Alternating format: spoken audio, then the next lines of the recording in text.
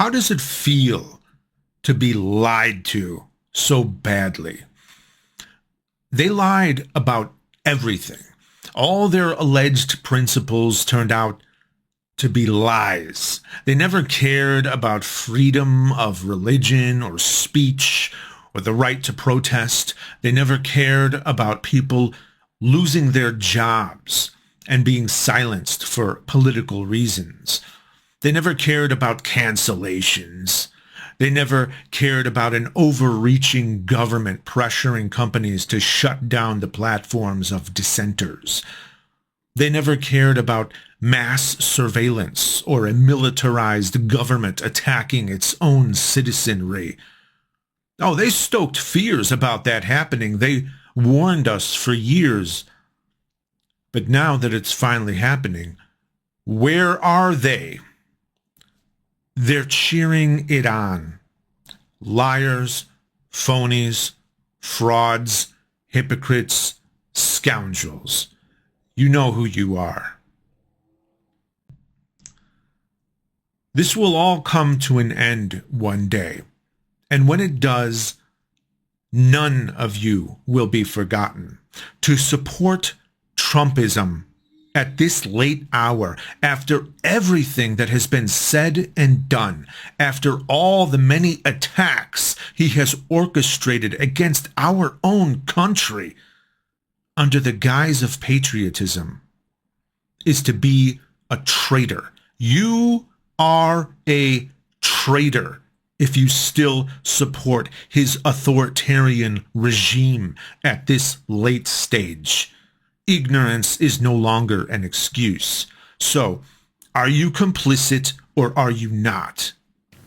Hello guys, welcome back to today's episode and thank you so much for tuning in. In case you're watching us for the first time, please don't forget to hit that subscription button.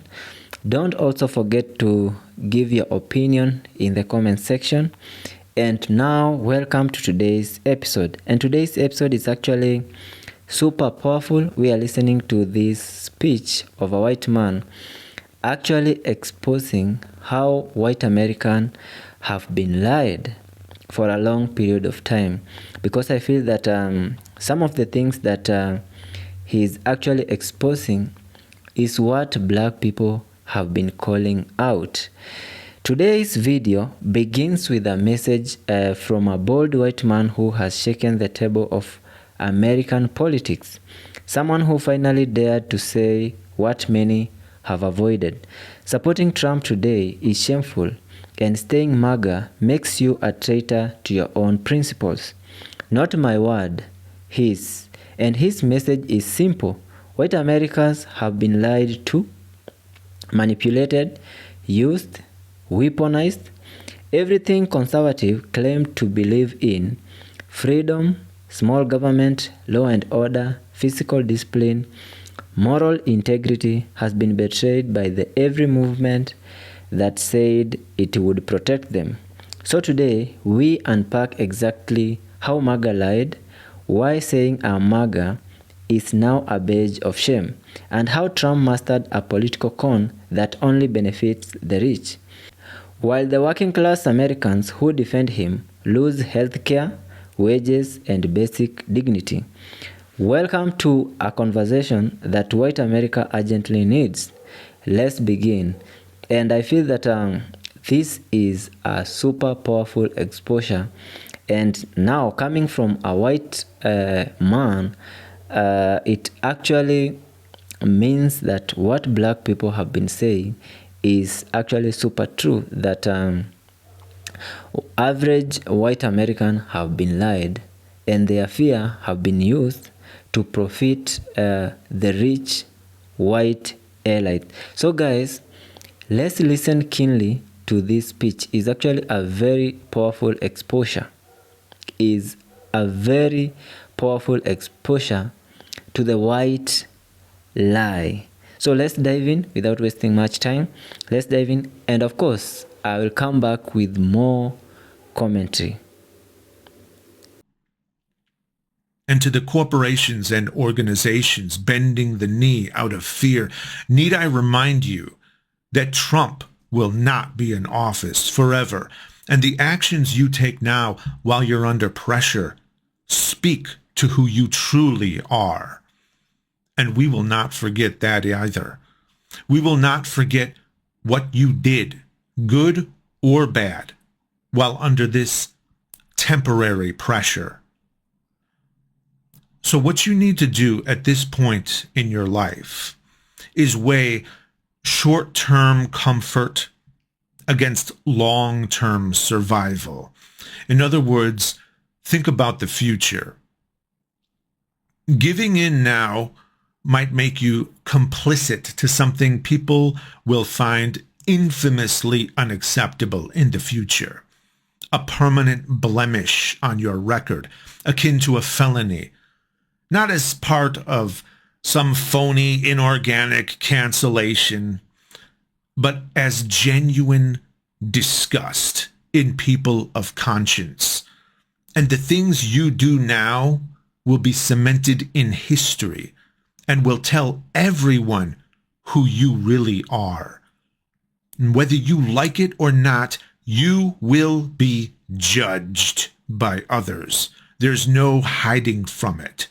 So choose wisely. Make your Faustian bargain if you wish, but accept the consequences of that.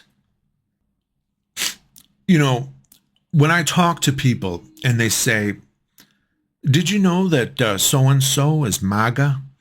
Or I tell them about some influencer, celebrity, or acquaintance that is MAGA, the reaction is always similar to finding out that they have cancer. There's genuine sadness for them. That's a damn shame, we say. It's always hard to find out that someone you know has no principles. And when I say no principles, I mean no principles.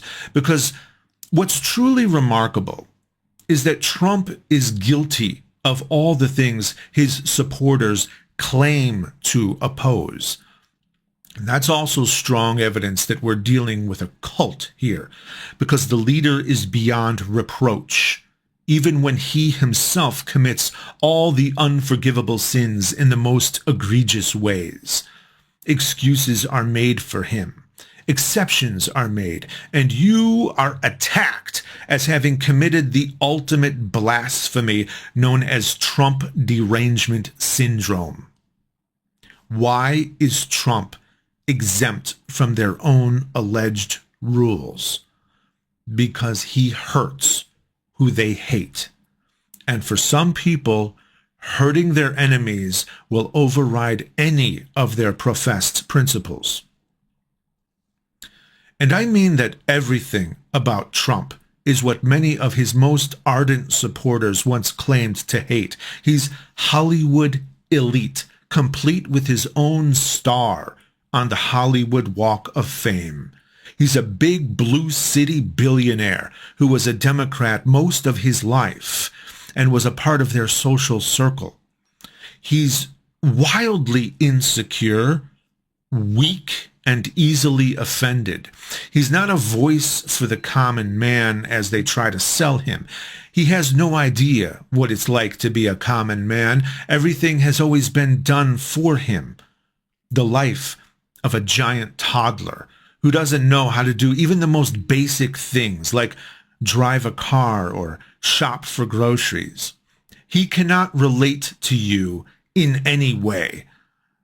And not only was he credibly accused of sexual assault 26 times over 4 decades, but he was good friends with over a dozen high-profile pedos and sex offenders and has jumped through absurd hoops to obstruct, cover up, dismiss, and diminish the Epstein files.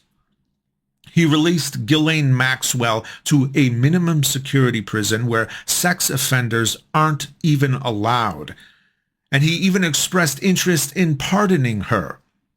Other prisoners at that facility were transferred to harsher prisons just for speaking badly about her.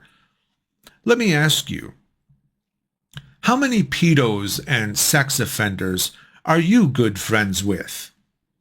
And when he came into power, he immediately abused that power, became wildly censorious, caused massive spending and deficits, warmongered, and dropped record-breaking numbers of bombs while claiming to create peace, and even shamelessly claiming that he deserved a Nobel Peace Prize right before sending in troops to attack Americans in cities he considers to be politically opposed to him.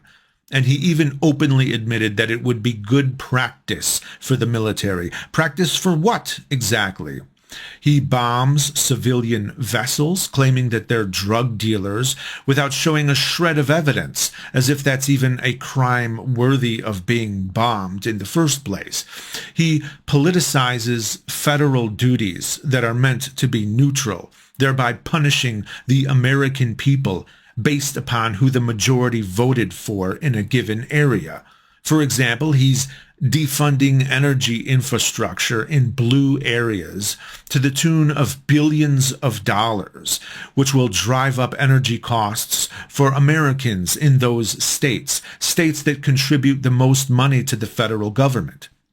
He denies disaster relief to blue areas, something he falsely accused Biden of doing to red areas, while proudly, openly doing it himself.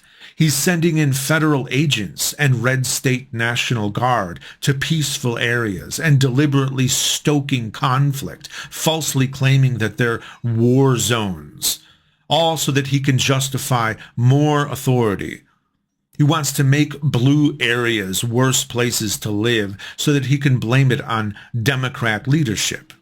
And remember that the man doing this was also a repeat draft dodger who renamed the Department of Defense to the Department of War and appointed a Secretary of War who was nothing more than a National Guardsman. Not to diminish the service people of the National Guard, but for one, a particularly young and inexperienced one, younger than I am, to publicly lecture our experienced wartime generals on the dangers of wokeness is absurd and quite ironic, considering he's perfectly unqualified and proven to be grossly incompetent, something they warned us that DEI would bring. But it wasn't DEI who brought us the unqualified and incompetent.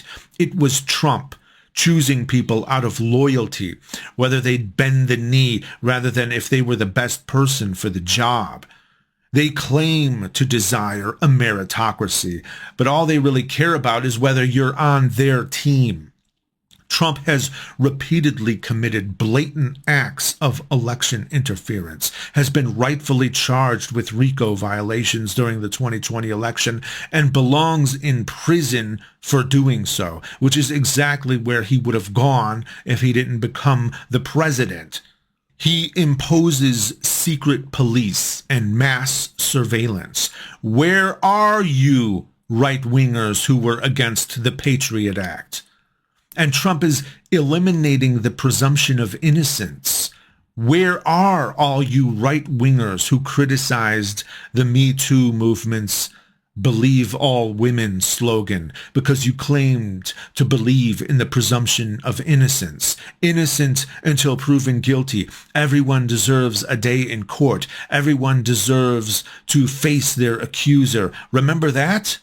All that went right out the window. Now you cheer when ICE invades neighborhoods in Chicago and rounds people up in bulk without even bothering to find out who they are or what they've done, let alone ask for their papers. At least the Nazis asked for papers. We don't even do that anymore. Where are you now? You're proudly announcing that you voted for it. That's where you are. Sold your soul. Sold everything you claimed to be. And for what? And it's all done with the pretense of stopping crime, which is bullshit. You know, I lived in Chicago when it was at its most violent, which was during the early 90s. Crime today is far below what it was back then. And back then, deploying the military as some sort of solution wasn't even thinkable. Yet the crime managed to drop anyway, by more than 50%. That period is known as the Great Crime Drop. Look it up. And it didn't take the military to accomplish it. Now, people are more afraid of the government than of the gangs. Masked men are rounding up Americans and disappearing them, oftentimes based on race alone. But they'll attack anyone. They beat people in the streets for nothing. It's a gang. They're wearing masks and going after people for doxing them, as if that's even a thing for law enforcement. Their names should be right on their chests for all to see. We as Americans should not be programmed to blindly obey any anonymous person who demands it of us. Why do they even think they can get away with such blatant and illegal abuses of power? Well, because they were given explicit permission by the highest office in the land. So who the hell is going to prosecute them? Well, nobody right now, because Trump installed his loyalists. They don't even know how to do their own jobs. All they know how to do is be yes men, follow orders. That's not helping the country. That's endangering it. That's why these masked thugs invading our cities feel safe, zip-tying children in the street, beating random people, attacking anyone who exercises their right to film it, and now even gunning people down. That's why they're not afraid to commit blatant atrocities against Americans on American soil. Anyone who knowingly signs up for that is already the worst of the worst. We're taking people who belong in prison and we're putting them in uniform. And the result is that they are attacking innocent Americans and even children. And they're laughing about it. This is the side that claims to be for family values, by the way. But as I said, that was all a lie. People who still support this have no principles. They lied to you.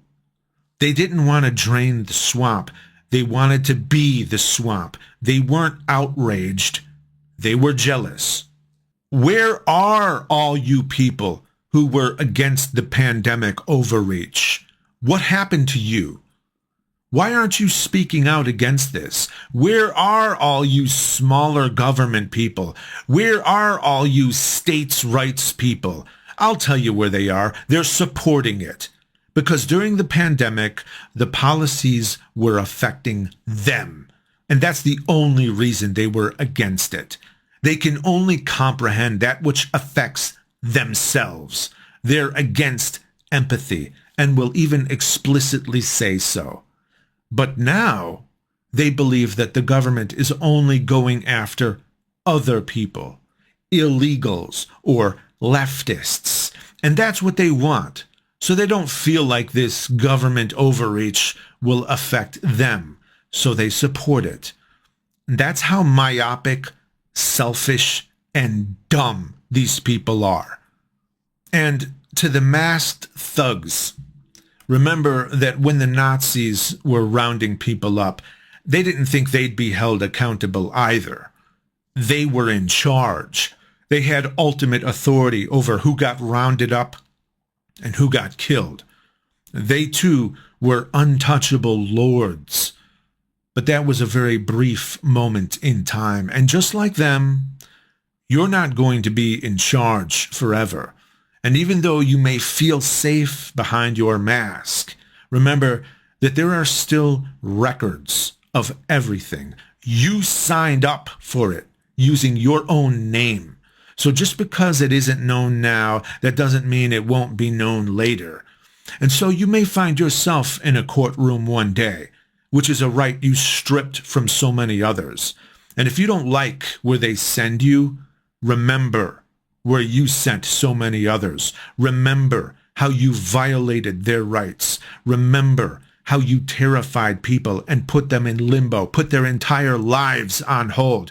Remember how you laughed about it. When the day comes in which you beg for mercy, ask yourself if those who show no mercy are more or less likely to receive any. But I know that this is falling on deaf ears. You have no principles. 47% of Republicans said that they would still vote for Trump, even if it was proved that Trump was directly involved with Epstein's trafficking of minors. Of the people who voted for Trump in 2024, that's 36 million of them. The law and order people, the anti-pedo people, the family values people. The people who smeared leftists as pedos and groomers just for supporting the LGBT community. The people who claim to care about closing the border because they say they worry about children being trafficked. But if their guy trafficked children or participated in their abuse, then it's okay because he's their guy. He has done more than enough to link himself to sex trafficking and abusing minors, but that doesn't even matter to these people, so there's really nothing you can say to them. Even if Trump were innocent, they already answered the hypothetical. If Trump is guilty, they'd still support him. They've already made the concession, so you can't use logic on them. They don't care about hypocrisy. You can't shame them. They care nothing about morality. How could they? How much worse does it get than sex trafficking children? Yet they're willing to overlook that. Now, maybe some of them questioned it for the length of the typical modern news cycle, but now they're all right back to their usual shameless cheerleading.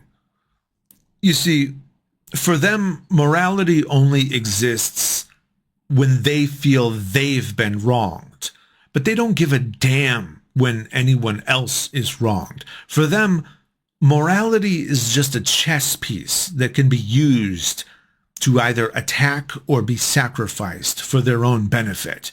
Such people cannot be allowed to shape our society and our future. But that's exactly what they're trying to do right now.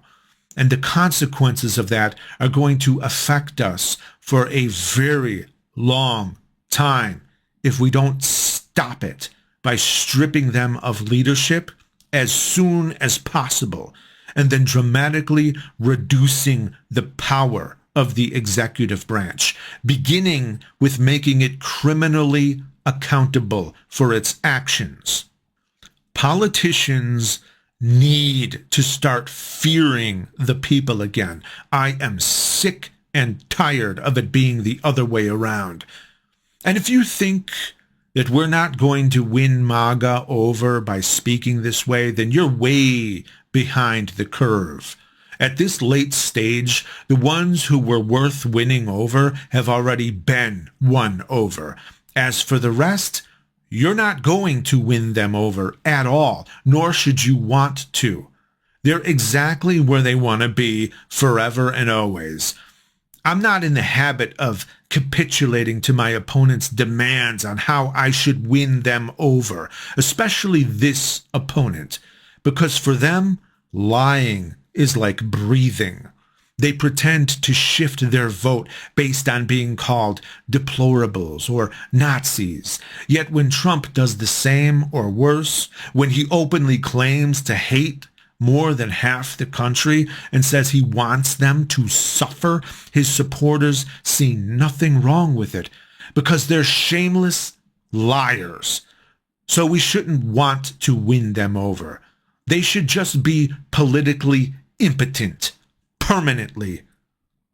Now, bear in mind that they remain an extreme minority, with all their gains achieved by manipulating a system that has been abused to the point of uselessness. They are unneeded. Those abuses of the system need to change. Literally every branch of the government needs to be overhauled at this point, because our supposed checks and balances clearly aren't working. Congress has succumbed to corruption and pressure, and it's absurd that the traitor in the Oval Office has been able to install a third of the Supreme Court. This is our true national emergency. Your true self comes out when you are being tested, when you are tempted, when you're under pressure, when it becomes costly to stand by your principles. The decisions you make during those moments peel back the layers of camouflage in which you've cloaked yourself to tell others who you are, or even to tell yourself who you are. You think cheating is wrong, but when you're married and a person you find very attractive comes on to you, what do? You're against theft, but you found a wallet full of money and it has identification in it. What do?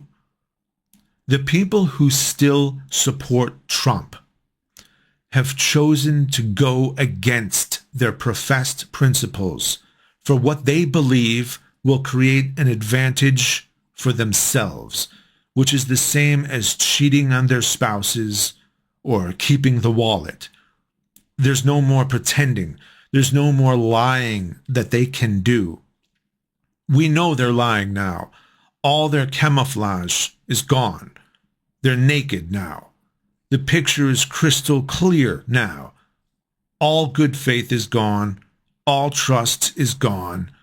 No longer can they even pretend to care about pedos or government overreach or overspending or corruption or war, because they supported all of it explicitly. The devil made them an offer and they gladly took it. They can't then turn around and claim to oppose the devil. Oh, they'll clearly deny inconsistencies to your face, even when they're as clear as day, but you simply must reject their testimony now. It's done. It's over. There's nothing they can say. It's all lies now. Simply reject it all as the lies they are. Countless people have been negatively affected by this new political shift in power. They're using up their influence very quickly because people who are motivated by the politics of hurting others never expect their politics to hurt themselves. But that is exactly what always ends up happening. Unfortunately, such people are not usually bright enough to form predictive models in their head so that they realize what bad ideas they have.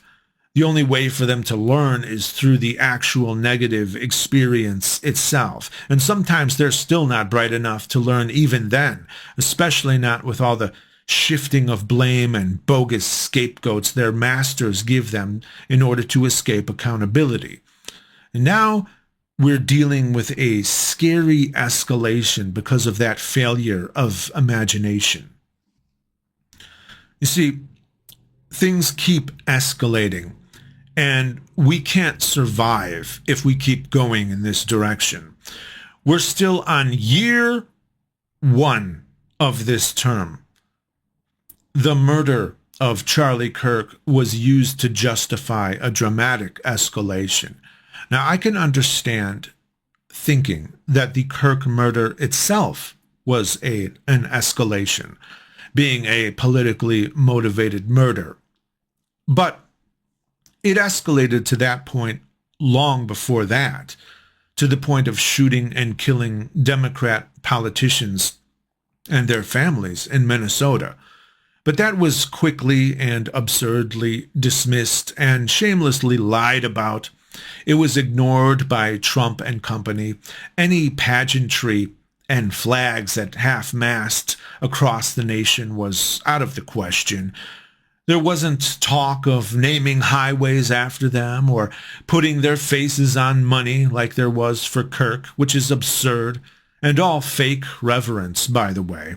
He did nothing to warrant such worship, which is why it all rings so hollow. It's largely performative, as are most politics now. Charlie Kirk was treated very differently than the murdered Democrats because the different political sides capitalize on violence in very different ways. And also because, I believe, because Kirk's murder was caught on camera and was very brutal, which I think makes it more real for people who aren't his friends, family, or acquaintances. And of course, before I forget, you can watch the full video from the channel DarkMatter 2025, and credits of course goes to him. Hello guys, and welcome back, and thank you so much for staying tuned. So let's continue getting these facts. For years, conservatives warned about government abuse, surveillance, censorship, secret police, militarized crackdown, but under Trump, when these things actually appear, MAGA doesn't resist, they celebrate. They once shouted, freedom of religion, free speech, don't let the government spy on citizens, we believe in the Constitution. Yet when Trump's attack journalists, target political critics, round up protesters, and pushes authoritarian policies, the same people who once warned about tyranny now cheer it on. This is why supporting MAGA is seen as betrayal, not treason to America, but treason to your own values. And corporation bending to Trump, they should remember, Trump will not rule forever. The short-term comfort, the tax cut, the special favors, they will all disappear. But the moral stain of bending the knee to authoritarianism does not. History always punishes those who kneel for temporary kings. Here are the 7 core lies MAGA has fed white America repeatedly. America was stolen from you, a lie built on white grievance and ethnic nostalgia. Number 2, immigrants took your jobs, a distraction from corporate greed, automation, and wage exploitation. Number 3, manufacturing and coal job will return. Economically impossible, but emotionally powerful. White people are being replaced. That is another lie. The dangerous great replacement myth, not supported by facts. Number 5, we are the party of law and order. Law and order applies only to their enemies, not themselves. Number 6, the tax cut will help you. In reality, Trump tax plan helped billionaires, while white working class Americans lost Medicaid, Medicare expansion, SNAP, affordable health care, and somehow paid more taxes. Last but not least, make America great again, a nostalgic promise rooted in returning to the racial hierarchy that only ever benefited wealthy white elites, not working class white Americans. Poor and average white Americans defend Trump while losing every social protection that once kept their communities alive. Trump, as a master of political deception, Trump understood something very old and very effective. Fear is more powerful than facts. So he built a formula. Create a crisis, blame immigrants or minorities, promise a return to a lost American, sell nostalgia as salvation. On tariffs, he lied China never paid. American farmers and consumers paid the price. On immigrants, he lied, demonizing the same workforce American business depend on. On making America great, he sold the white supremacy as patriotism while delivering policies that only made wealth elites richer. MAGA is not a movement, it's a marketing campaign built on fear, resentment, and fantasy. And I hope that I've not talked much and I'm reaching my conclusion. White America has reached a crossroad because the truth is no longer complicated. MAGA lied to you, used you, turned your fear into profit. It stole your principles, your sense of morality, your economic security, your ability to see who is actually exploiting you. Supporting Trump now is not about conservatism. It's about abandoning the very values conservative once defended. And as that bold white man said, white people, we made a terrible mistake. Not because America changed, but because so many allowed fear and fantasy to replace truth and integrity. It is time to confront what MAGA really is and what Trump America will become if this political deception continues. So guys, I feel that this was actually powerful speech. He actually left no stone unturned. He have actually told all the lies, exposed all the lies that white elites, the MAGA, the so-called MAGA lies have been exposed. And these MAGA lies have been told to the working class white America. The fear have been used to profit the white elite. I feel that this was a powerful speech. All I can say is thank you so much for listening up to the end. In case you have not subscribed, please consider doing so. We would really appreciate. And also, don't forget to give your opinion in the comment section. Until we meet next time, I was your presenter, African Beast.